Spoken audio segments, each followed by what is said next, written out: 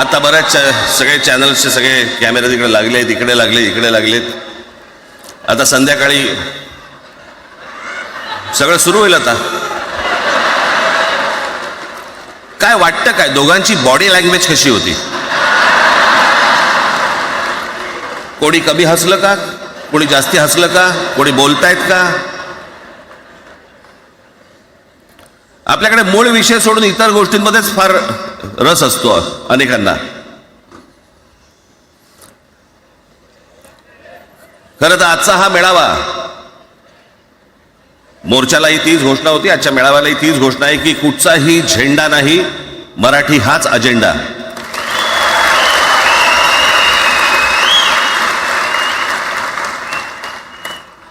माझ्या मराठीकडे, माझ्या महाराष्ट्राकडे वेडावाकड्या नजरेने पाहायचं नाही कोणी.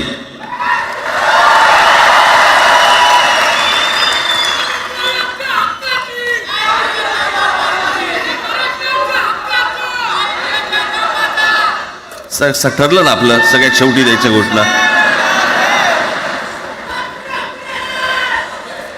बसा, शांत बसा.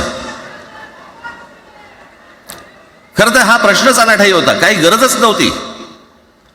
हे कुठून अचानक हिंदीचं आलं मला काही कळलं नाही. मला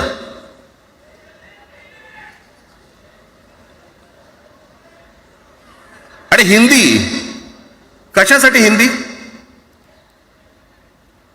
कोणासाठी? हिंदी त्या लहान लहान मुलांवरती जबरदस्ती करताय तुम्ही.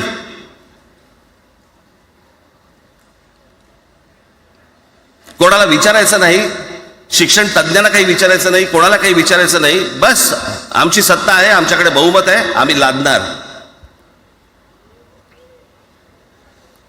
तुमच्या हातात सत्ता असेल ती विधान भवनात, आमच्याकडे सत्ता आहे रस्त्यावर.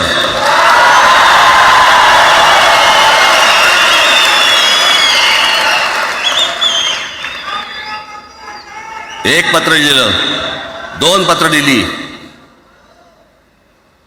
नंतर ते दादा भुसे माझ्याकडे आले.